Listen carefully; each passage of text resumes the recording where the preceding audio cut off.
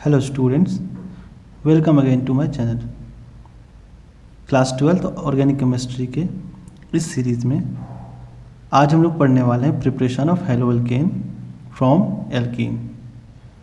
पिछले वीडियो में हमने एल्केन से हेलो एल्केन बनाना सीखा था। आई होप आपने वो वीडियो देख लिया होगा। आज हम लोग समझते हैं एल्कीन से हेलो एल्केन कैसे बनेगा।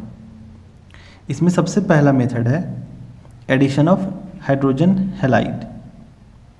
हाइड्रोजन हैलाइड से एल्कीन का रिएक्शन कराकर हेलो एल्केन हम लोग बनाते हैं। ठीक है, तो ये जो हाइड्रोजन हैलाइड है, तो ये जो हाइड्रोजन हैलाइड है वो क्या क्या हो सकता है। देखिए, एक तो आप ले सकते हैं HI या फिर HBr या फिर HCl या HF भी ले सकते हैं। लेकिन एल्कीन से जो रिएक्टिविटी होता है ना हेलोजन हैलाइड का, वो इस ऑर्डर में है। सबसे ज़्यादा रिएक्टिव होता है हाइड्रोजन आयोडाइड, उससे थोड़ा सा कम रिएक्टिव होता है HBr, फिर HCl, और एल्कीन से रिएक्टिविटी में सबसे लास्ट में आता है HF। इसका रिएक्टिविटी सबसे कम है ना। ऐसा क्यों? क्योंकि हाइड्रोजन और फ्लोरीन बहुत छोटे छोटे एटम्स हैं, इनके बीच में बहुत स्ट्रॉन्ग बॉन्ड बन जाता है ना। तो ये हाइड्रोजन आयन दे ही नहीं पाता, प्रोटॉन ही नहीं दे पाता ये। अब प्रोटॉन नहीं दे पाता, इस वजह से एल्कीन से रिएक्शन नहीं हो पाता है। ठीक है, तो सबसे कम रिएक्टिविटी किसका हो गया? हाइड्रोजन फ्लोराइड का। ये आपको याद रखना है। ठीक है, खैर ये आप याद कर लो यहाँ तक कि एल्कीन से हाइड्रोजन हैलाइड का जो रिएक्टिविटी है वो इस ऑर्डर में है, HI, फिर HBr, फिर HCl। ठीक है, चलिए अब हम लोग रिएक्शन को समझते हैं कि रिएक्शन कैसे होता है। मेरे पास एक एल्कीन है ना। कोई सा भी एक एग्जांपल ले लेते हैं। ये एल्कीन है, क्या होगा? HX से रिएक्शन कराएंगे तो ये पाई बॉन्ड का इलेक्ट्रॉन इधर शिफ्ट होगा, है ना, यानी बॉन्ड टूट जाएगा। तो इस तरीके से आप बॉन्ड तोड़ लो। अब देखिए, इस वाले कार्बन में और इस वाले कार्बन में, है ना, एक जगह पे हाइड्रोजन ऐड होगा, एक जगह पे हेलोजन ऐड होगा। कहाँ पर कौन सा एटम अटैच करेंगे, इसके लिए एक रूल है, मार्कोनिकॉव्स एडिशन रूल, है ना। Markovnikov's addition rule. ठीक है, ये रूल क्या कहता है? जो ज़्यादा सब्स्टिट्यूटेड कार्बन है, मतलब जिसके पास एल्काइल ग्रुप ज़्यादा है, या कह लो कि जिसके पास हाइड्रोजन कम है, एक ही बात है। जिसके पास एल्काइल ग्रुप ज़्यादा होगा, उसके पास हाइड्रोजन कम होगा।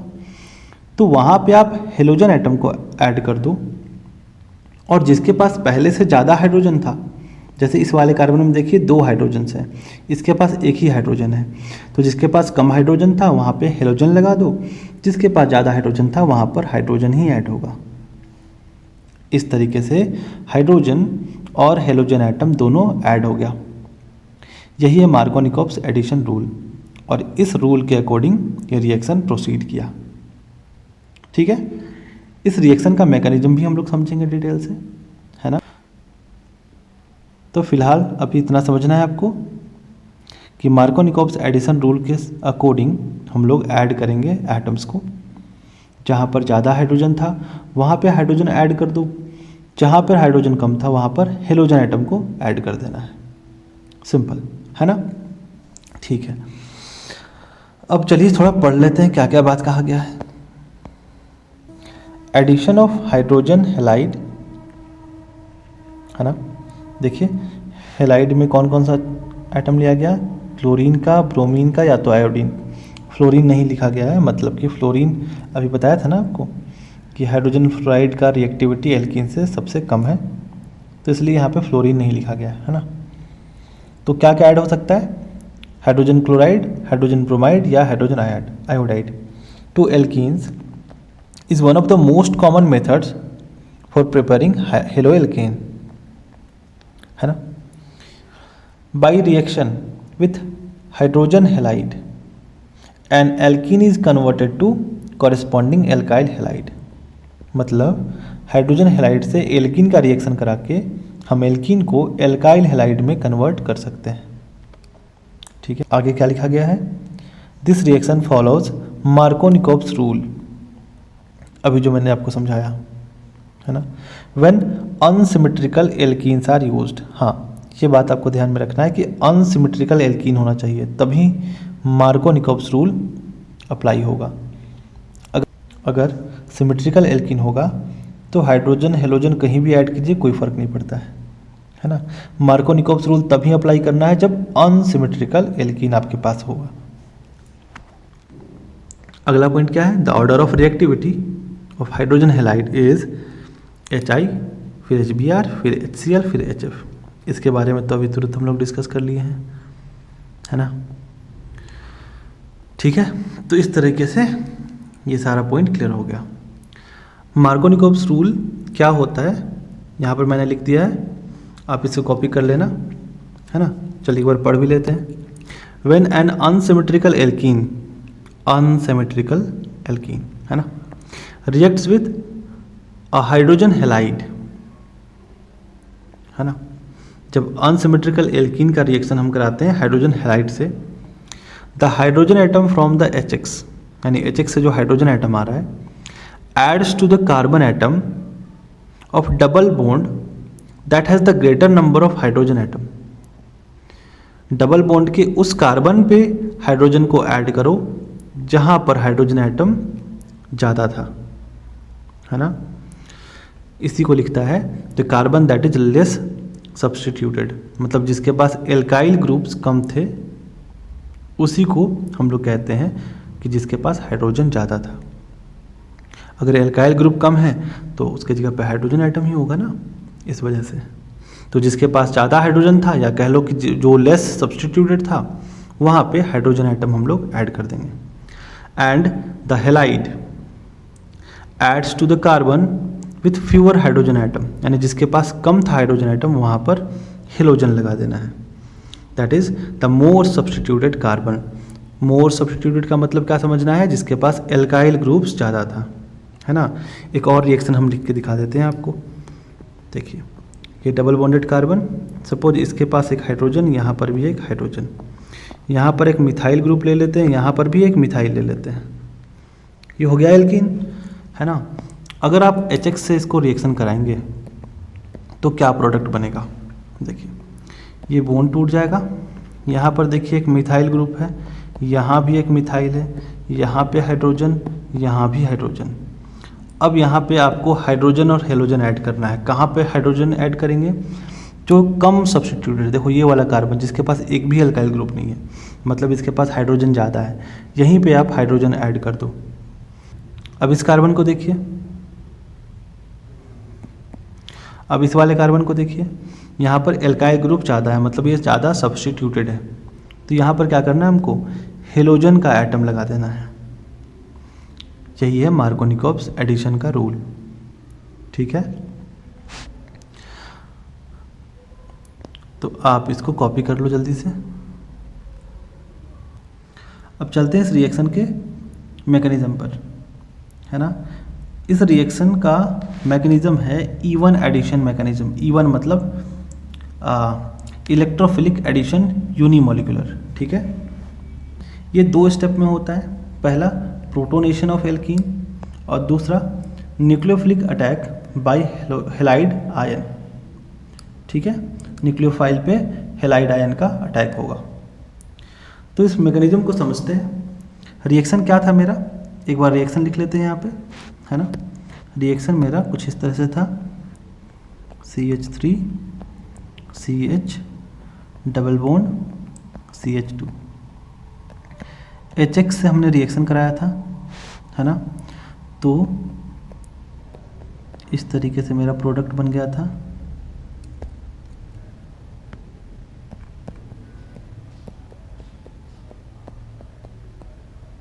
यहाँ पे हेलोजन अटैच हुआ था, यहाँ पे हाइड्रोजन, ठीक है। ये रिएक्शन था। अब इस रिएक्शन को समझते हैं इसके मैकेनिज्म से, है ना। तो सबसे पहले क्या होगा, जरा समझिए।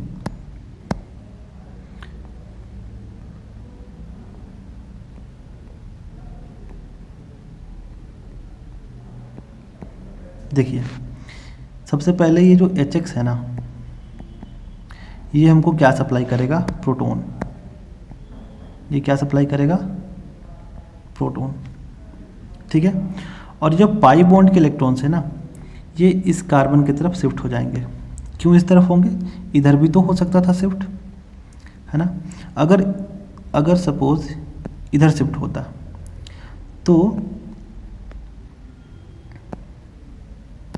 तो क्या होता, प्लस चार्ज यहाँ पे आता, तब तो ये 1 डिग्री कार्बोकेटायन बन जाता।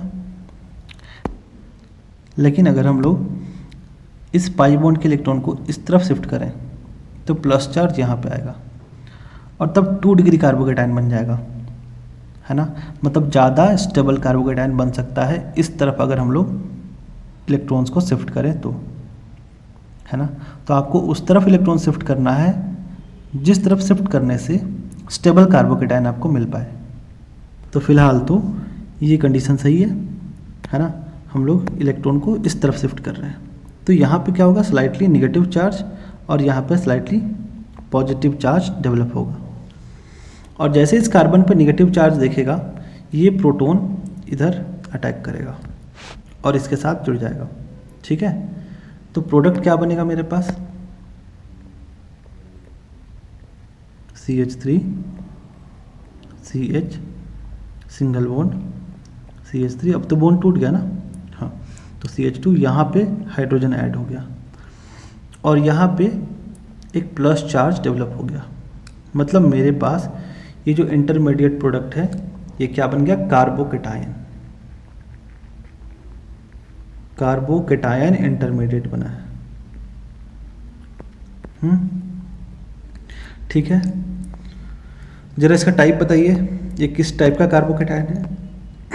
देखिए, इस कार्बन से डबल बॉन्ड, मतलब ये वाला कार्बन पे प्लस चार्ज है और ये वाला कार्बन 1 और 2 अदर कार्बन से कनेक्टेड है। तो ये 2 डिग्री कार्बोकेटायन मेरे पास बन के आया, ठीक है।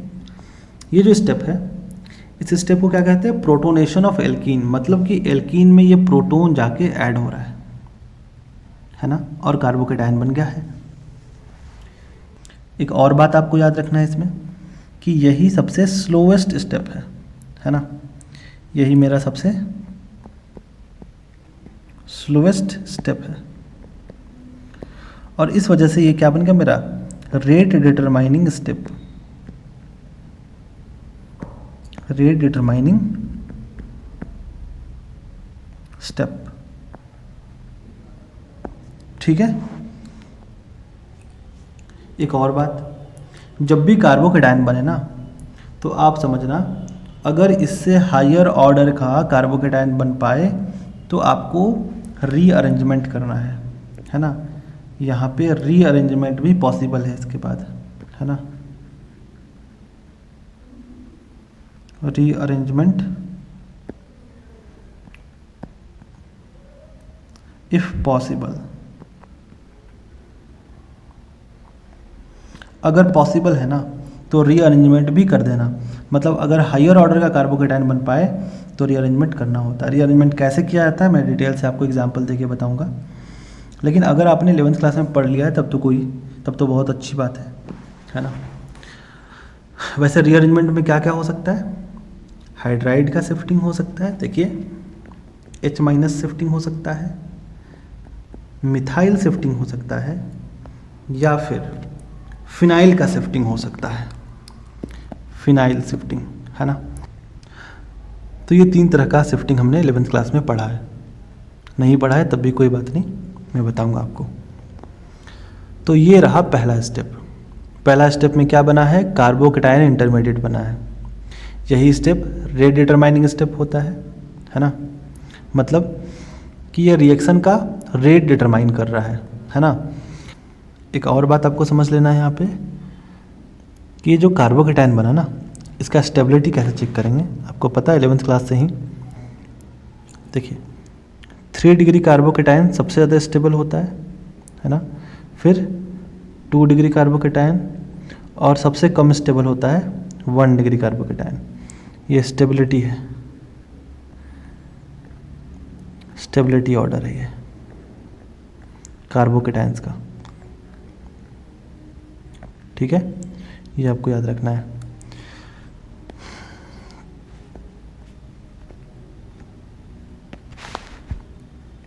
ये पहला स्टेप आपको समझ में आ गया, ठीक है। अब सेकंड स्टेप में चलते हैं। सेकंड स्टेप में क्या है, nucleophilic attack by halide ion. यहाँ पे क्या होता है, देखिए मेरे पास ये कार्बोकेटायन मिला था CH3, इस कार्बन पे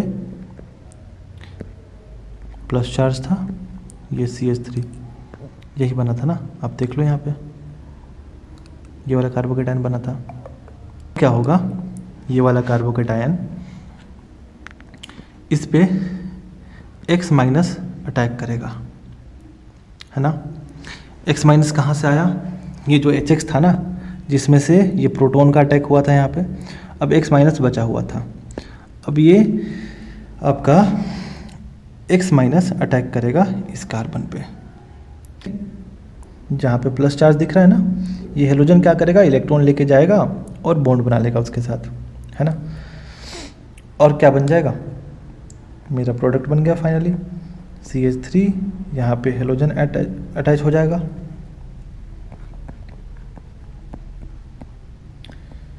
यहाँ पे आपका हाइड्रोजन अटैच हो चुका है। तो इस तरीके से एल्काइल हैलाइड का फॉर्मेशन हो गया, क्लियर। यहाँ पे क्या हुआ, हैलाइड आयन का अटैक हुआ है, न्यूक्लियोफिलिक अटैक, मतलब न्यूक्लियोफाइल है ये एक तरीके से, ये प्लस चार्ज की तरफ यानी न्यूक्लियस की तरफ अट्रैक्ट हो रहा है, कार्बन के न्यूक्लियस की तरफ, है ना। ठीक है, ये आपका पूरा मैकेनिज्म हो गया, आप जल्दी से इसको कॉपी कर लो। अब इसके स्टीरियोकेमिस्ट्री के बारे में बात करते हैं हम लोग। तो ये रहा मेरा एक कार्बोकेटायन, ठीक है। आपको पता है कार्बोकेटायन एक प्लेनर स्पीसीज है, कार्बोकेटायन क्या है, एक प्लेनर स्पीसीज है ना। आपने हाइब्रिडाइजेशन पढ़ा होगा, तो आपको पता है कि प्लेनर क्या होता है, कैसे बनता है ना। तो कार्बोकेटायन एक प्लेनर स्पीसी है ना। तो यहाँ प्लेन के ये जो X माइनस अटैक कर रहा है ना, ये X माइनस का अटैक आप समझ लो कि प्लेन के दोनों तरफ से हो सकता है, ठीक है, प्लेन के ऊपर से भी और प्लेन के नीचे से भी, ठीक। अच्छा, स्टीरियोकेमिस्ट्री में आपको ये समझना है कि अगर ये कायरल सेंटर हो ना, कार्बन क्या हो, कायरल सेंटर, कार्बन क्या हो, कायरल सेंटर, तब ये X माइनस देखिए ऊपर से भी अटैक कर सकता है, नीचे से भी अटैक कर सकता है। अगर ऊपर से अटैक करेगा ना, तो ये सिन प्रोडक्ट बनाएगा, सिन एडिशन होगा। और नीचे की तरफ से यानी कि पीछे की तरफ से अटैक हो, प्लेन के पीछे की तरफ से, तब यहाँ पर क्या होगा, एंटी प्रोडक्ट बनेगा, है ना। सिन एंड एंटी दो प्रोडक्ट बन सकता है अगर कायरल सेंटर है तो, ठीक है। तो ये था इसका स्टीरियोकेमिस्ट्री, है ना। आप इसको कॉपी कर लेना। तो मैकेनिज्म हो गया कंप्लीट। और मेरे पास एक क्वेश्चन है, क्या लिखा गया है, right the IUPAC name of the final product. Question में एक एल्कीन दिया हुआ है और एक हाइड्रोजन हैलाइड गिवन है, ठीक है। तो यहाँ पे मार्कोनिकोव एडिशन लग सकता है क्या, सबसे पहले चेक करना है क्या ये अनसिमेट्रिकल एल्कीन है। बिल्कुल है, एल्कीन देखिए डबल बॉन्डेड कार्बन के इधर तो एक भी साइड, इस तरफ तो एक भी कार्बन नहीं है, और इधर एल्काइल ग्रुप्स है ना, 3 कार्बन है पेरेंट चेन में, तो ये अनसिमेट्रिकल एल्कीन तो है, तो मार्कोनिकोव का चांसेस है सर। तो मार्कोनिकोव एडिशन रूल हम लोग पहले लगाते हैं, है ना। ये आपका CH3 CH3 CH double bond तो यहाँ पर एक बॉन्ड तो तोड़ देना है आपको, है ना। और ये हो गया CH2। अब यहाँ पे और यहाँ पे एटम्स ऐड होंगे। क्लोरीन कहाँ पे ऐड होगा, जहाँ पे कम हाइड्रोजन था, तो यहाँ पे क्लोरीन, और हाइड्रोजन वहाँ पे ऐड होगा जहाँ पे ज़्यादा हाइड्रोजन था, तो ये रहा। बट ये प्रोडक्ट गलत हो जाएगा, ये प्रोडक्ट नहीं है, क्योंकि हमने अभी मैकेनिज्म में समझा कि स्टेबल कार्बोकेटायन बन जाए तब रिएक्शन आगे प्रोसीड करेगा। ठीक है, जरा समझिए क्या हो रहा है। यहाँ पर देखिए, यहाँ मार्कोनिकोव एडिशन रूल फेल कर जाता है। ठीक, क्यों फेल किया जरा समझिएगा।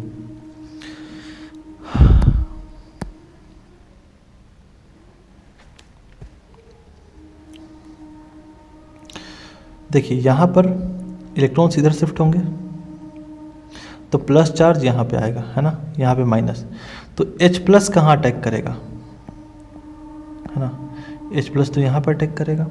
ठीक है सर, तो यहाँ पे हाइड्रोजन आ गया और यहाँ पे बन गया कार्बोकेटायन। अब देखिए ये क्या है, 2 डिग्री कार्बोकेटायन है। ये क्या है, 2 डिग्री कार्बोकेटायन है।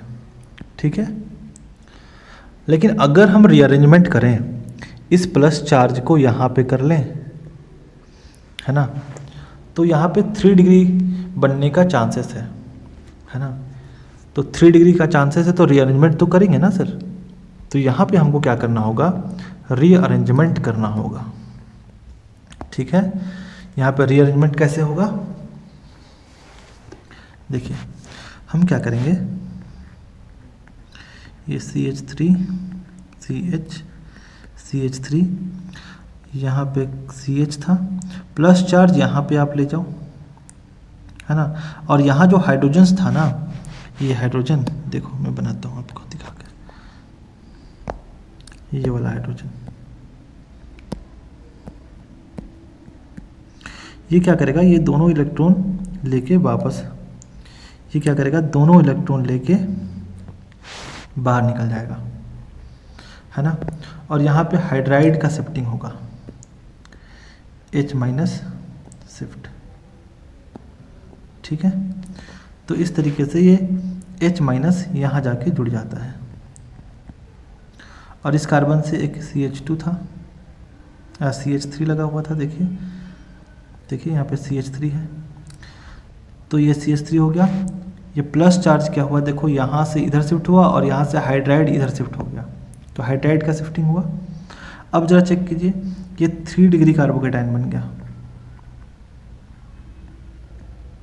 ठीक है, 3 डिग्री कार्बोकेटायन बन गया, मतलब ज़्यादा स्टेबल कार्बोकेटायन बन गया, है ना।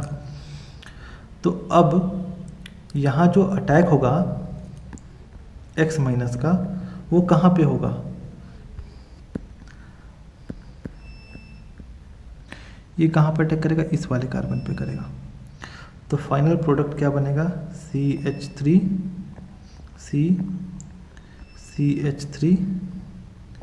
ये आपका हो गया CH2, ये आपका CH3, और यहाँ पे आपका हेलोजन अटैच हो गया। ठीक है, यहाँ पे हेलोजन में कौन है, क्लोरीन है, तो आप यहाँ पे क्लोरीन लिख लो, है ना, यहाँ पे क्लोरीन अटैच हो गया। तो देखिए फाइनल प्रोडक्ट मेरा क्या बना, है ना, ये आपका फाइनल प्रोडक्ट हो गया। ठीक है, अगर इसका IUPAC नेम लिखने के लिए कहा गया है तो नाम क्या होगा, देखिए ज़रा, ये आपका पेरेंट चेन हो गया, है ना, ये 1 नंबर कार्बन, ये 2 नंबर कार्बन, ये 3 नंबर और ये 4 नंबर। तो 2 नंबर पे क्लोरीन है तो क्या हो गया, 2 क्लोरो, 2 नंबर पे मिथाइल भी है तो 2 मिथाइल, एंड 4 कार्बन से तो ब्यूटेन। ये हेलोएल्केन मेरे पास बन के आया। ठीक है, तो ये आपका फाइनल आंसर हो गया। मार्कोनिकोव एडिशन से जब बनाया था प्रोडक्ट, दूसरा प्रोडक्ट बना था ना, है ना। तो मार्कोनिकोव एडिशन रूल तो याद रखना ही है, लेकिन मैकेनिज्म को भी याद रखना पड़ेगा, क्योंकि अगर कार्बोकेटायन बना और अगर उससे हायर ऑर्डर का कार्बोकेटायन बनने का चांसेस है, तो हम शिफ्टिंग करेंगे, है ना। शिफ्टिंग के बाद जो बनेगा प्रोडक्ट वो मेरा करेक्ट होगा। क्लियर है इतना? तो आप जल्दी से इसको कॉपी कर लीजिए। अब आते हैं पेरोक्साइड इफेक्ट पे, जिसको क्रॉस इफेक्ट भी कहा जाता है। ये सिर्फ और सिर्फ किसके लिए होता है? हाइड्रोजन ब्रोमाइड के लिए होता है ना। तो इसमें हम लोग क्या करेंगे, किसी एल्कीन का रिएक्शन कराएंगे, अनसिमेट्रिकल एल्कीन का, है ना, और उसमें हम लोग HBr ले लेंगे, साथ में क्या कर लेंगे, पेरोक्साइड ले लेंगे, ठीक है। तब क्या होगा, मार्कोनिकोव रूल के उल्टा, मतलब एंटी मार्कोनिकोव, है ना, इसको हम लोग एंटी मार्कोनिकोव रूल भी कहते हैं, एंटी मार्कोनिकोव रूल भी कहा जाता है, ठीक है। इस रिएक्शन को ज़रा समझिए। यहाँ पे मेरे पास कोई एल्कीन है सपोज, है ना, यहाँ पे मैंने क्या किया, HBr, याद रखना हमेशा HBr रहेगा, और साथ में पेरोक्साइड, है ना, तभी यहाँ पे क्रॉस इफेक्ट होगा, अदरवाइज मार्कोनिकोव एडिशन होगा, है ना। पेरोक्साइड का होना जरूरी है। तो इसमें क्या होता है, RCH, ये बॉन्ड टूट गया। अब हाइड्रोजन को वहाँ पे अटैच करो जहाँ पे कम हाइड्रोजन था, और हेलोजन को वहाँ पे अटैच करो जहाँ पे ज़्यादा हाइड्रोजन था। बस यही होता है एंटी मार्कोनिकोव रूल, या क्रॉस इफेक्ट, या फिर पेरोक्साइड इफेक्ट, है ना। तो पेरोक्साइड के डालने पे, है ना, HBr के साथ अगर पेरोक्साइड डाल देते हैं तो थोड़ा सा रूल बदल जाता है ना। यहाँ पे आपको सिंपल सा बात यही याद रखना है। क्लियर? बस x की जगह पे Br है तो यहाँ पे हमेशा ब्रोमीन ही अटैच होगा ना, यहाँ पे ब्रोमीन आ जाएगा। तो ये आप बस कॉपी कर लो जल्दी से।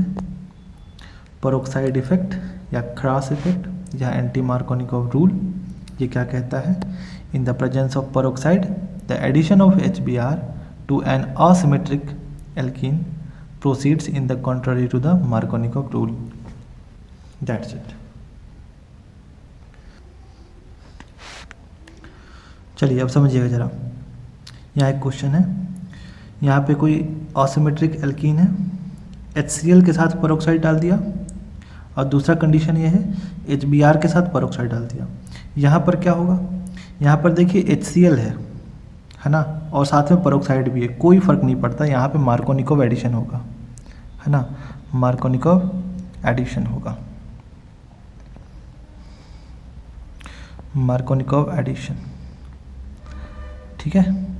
और यहाँ पे क्या होगा, HBr के साथ पेरोक्साइड है, तो HBr भी है, पेरोक्साइड भी है, तो यहाँ पर क्या होगा, एंटी मार्कोनिकोव होगा, है ना, एंटी मार्कोनिकोव एडिशन। तो किस तरीके से करेंगे हम लोग, यहाँ पे CH3 CH single bond CH2, hydrogen यहाँ पे जोड़ेंगे CH2, यहाँ पे हाइड्रोजन ऐड कर दो, यहाँ पे हेलोजन, जहाँ पे ज़्यादा हाइड्रोजन था वहाँ पे हाइड्रोजन, और जहाँ पे कम हाइड्रोजन था वहाँ पे क्या जोड़ देना है, यहाँ हाइड्रोजन, यहाँ पे क्लोरीन ऐड हो जाएगा। और इस वाले में क्या होगा, इस वाले में CH3 CH single bond CH2 था, यहाँ पर हेलोजन जोड़ दो, यानी कि ब्रोमीन, है ना, HBr है ना, तो यहाँ पे क्या करना है हमको, CH3 CH single bond CH2 था, यहाँ पर हमको ब्रोमीन जोड़ना पड़ेगा, और यहाँ पे हाइड्रोजन, यानी मार्कोनिकोव का उल्टा, जहाँ पे ज़्यादा हाइड्रोजन था वहाँ पर ब्रोमीन जोड़ दो, जहाँ पे कम हाइड्रोजन था वहाँ पे हाइड्रोजन ऐड कर दो। तो इस तरीके से मेरा प्रोडक्ट बन गया, ठीक है। आप जल्दी से इसको कॉपी कर लीजिए।